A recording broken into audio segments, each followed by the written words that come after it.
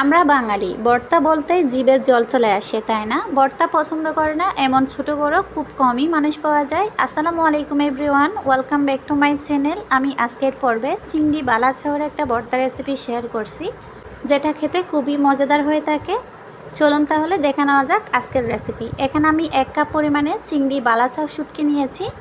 চিংড়ি শুটকি বাজার থেকে সরাসরি এনে বাসায় সংরক্ষণ না করে একবার ধুয়ে যদি রোদে শুকিয়ে রাখেন তাহলে অনেক দিন পর্যন্ত ভালো থাকে। ভর্তা করতে আর পেরা লাগে না, সরাসরি ভর্তা করে নেওয়া যায়। একবার ধুয়ে রোদে শুকিয়ে সংরক্ষণ করেছিলাম এই চিংড়ি শুটকিগুলো। সেখান থেকে 1 কাপ পরিমাণে চিংড়ি শুটকি নিয়ে একটা শুকনো থালাতে ঢেলে নিচ্ছি মচমচে হয়ে আসা পর্যন্ত।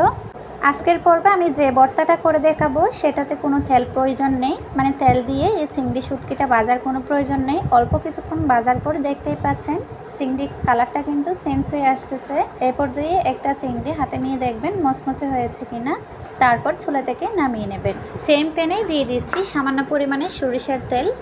যে কোনো রকমের ভর্তাতে আমি চেষ্টা করি সরিষার তেলটা দেওয়ার জন্য। আপনারা চাইলে এখানে সয়াবিন তেল দিয়েও করে নিতে পারেন, কোনো প্রবলেম নেই।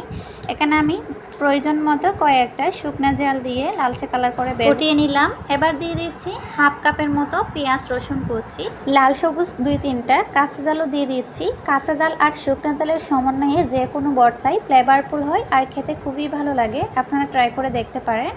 এবার এই 3টে উপকরণকে একেবারে ব্রাউন কালার আসা পর্যন্ত ভেজে নিতে হবে। হালকা করে ভাজলে তেমন একটা ফ্লেভার ছড়াবে না, একটু কড়া করে ভেজে নেবে। এর মাঝে পেঁয়াজ রসুনের মিশ্রণটা সম্পূর্ণ ভাজা হয়ে গেলে এবার তেল ছেঁকে উঠিয়ে নিতে হবে। ফার্স্টে আমরা যে চিংড়ি শুটকিটা ভেজে রেখেছিলাম সেটা যথেষ্ট পরিমাণে ঠান্ডা হয়ে গেছে। এই পর্যায়ে আমি হাত দিয়ে এভাবে কষলিয়ে গুঁড়ো করে নিচ্ছি যতটা সম্ভব। দেখুন খুব সহজে কিন্তু আমি চিংড়ি শুটকিটা গুঁড়ো করে নিয়েছি। এবার শুধুমাত্র লবণ দিয়ে আর সরিষার তেল দিয়ে ভর্তাটা মাখিয়ে নিলেই হয়ে যাবে। পরিমাণ মতো লবণ দিয়ে এবার হাত দিয়ে ফার্স্ট আমি শুকনা জালটা টেলে নিচ্ছি। তেল দেওয়ার পরে কিন্তু ভালোভাবে ঢালা হয় না, সেজন্য শুকনো জালটা মিহি করে গুঁড়ো করে নিয়েছি। এবার পেঁয়াজ রসুনের ভাজা মিশ্রণটা টেনে মিশিয়ে নিলাম। এবার সেই সম্পূর্ণ মিশ্রণের সাথে চিংড়ি শুটকির গুঁড়োটা দিয়ে এই পর্যায়ে আমি পরিমাণ মতো সরিষার তেল দিয়ে সুন্দরভাবে ভর্তাটা মাখিয়ে নিয়েছি। দেখতেই পাচ্ছেন খুব অল্প সময়ের মধ্যে চিংড়ি শুটকির এই মজাদার ভর্তাটা রেডি হয়ে গেছে। এভরিওয়ান, আমার আজকের এই সিম্পল ভর্তার রেসিপিটা আপনাদের কাছে কেমন লেগেছে কমেন্ট সেকশনে জানাবেন। সবার সুস্বাস্থ্য কামনা করে পরবর্তী ভিডিও দেখার আমন্ত্রণ জানিয়ে আজকের মতো এখানেই বিদায় নিচ্ছি।